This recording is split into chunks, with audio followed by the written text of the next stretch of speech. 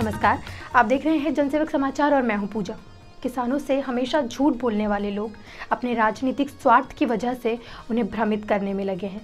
किसानों को ऐसी अफवाहों से बचाना और उन्हें कृषि के महत्व को सरल भाषा में समझाना भाजपा कार्यकर्ताओं की जिम्मेदारी है। हमें किसानों के भविष्य को उज्जवल बनाना है। किसानों से हमेशा जिन्होंने झूठ बोला है, झूठ बोलने वाले कुछ लोग इन दिनों अपने राजनीतिक स्वार्थ की वजह से किसानों के कंधे पर बंदूकें फोड़ रहे हैं, किसानों को भ्रमित करने में लगे हैं। ये लोग अफवाहें फैला रहे हैं। देश के किसानों को ऐसी किसी भी अफवाह से बचाना, कृषि सुधार का महत्व समझाना भारतीय जनता पार्टी के हम सभी कार्यकर्ताओं का बहुत बड़ा कर्तव्य है, हमारी जिम्मेवारी है, क्योंकि हमें किसान के भविष्य को सुनिश्चित करना है, उज्जवल बनाना है। प्रधानमंत्री नरेंद्र मोदी ने यह बात पंडित दीनदयाल जयंती पर आयोजित कार्यक्रम में कही। उन्होंने कहा कि किसानों को कानूनों में उलझाकर रखा गया, जिसके कारण अपनी उपज अपने मन मुताबिक बेच भी नहीं सकते थे।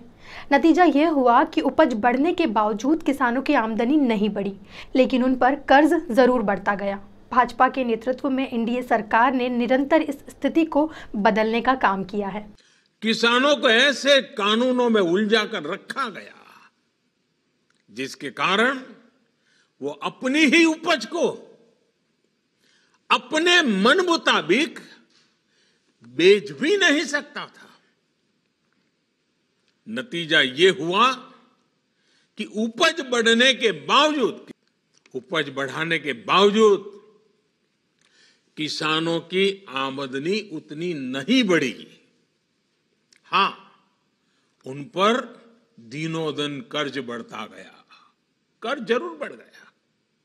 साथियों, भाजपा के नेतृत्व में एनडीए सरकार ने निरंतर इस स्थिति को बदलने का प्रयास किया है, प्रामाणिक प्रयास किया है।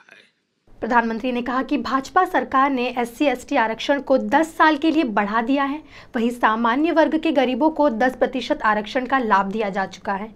मोदी ने कहा कि गरीब किसान, श्रमिक महिलाएं, ये सभी आत्मनिर्भर भारत के मजबूत स्तंभ हैं और इनका आत्मसम्मान व आत्मगौरव ही आत्मनिर्भर भारत की प्राण शक्ति है, प्रेरणा है। SC/ST, schedule caste, schedule tribe, उन वर्ग के साथियों के लिए भी जो आरक्षण का प्रावधान है, उसको हमारी सरकार ने पार्लियामेंट में अगले 10 वर्ष के लिए बढ़ाया दिया गया है।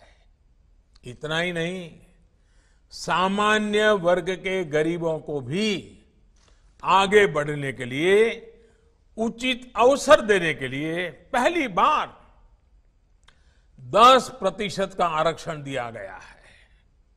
साथियों, गरीब हो, किसान हो, श्रमिक हो, महिलाएं हो, ये सभी आत्मनिर्भर भारत के मजबूत स्तंभ हैं। इसलिए इनका आत्मसम्मान और इनका आत्मगौरव ही आत्मनिर्भर भारत की प्राण शक्ति है, भारत की प्रेरणा है।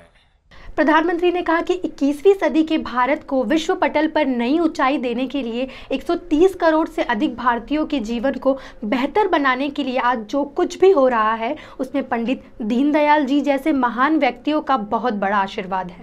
साथियों, 21वीं सदी के भारत को विश्व पटल पर नई ऊंचाई देने के लिए 130 करोड़ से अधिक भारतीयों के जीवन को बेहतर बनाने के लिए आज जो कुछ भी हो रहा है, उसमें दीनदयाल जी जैसे महान व्यक्तित्वों का बहुत बड़ा आशीर्वाद है।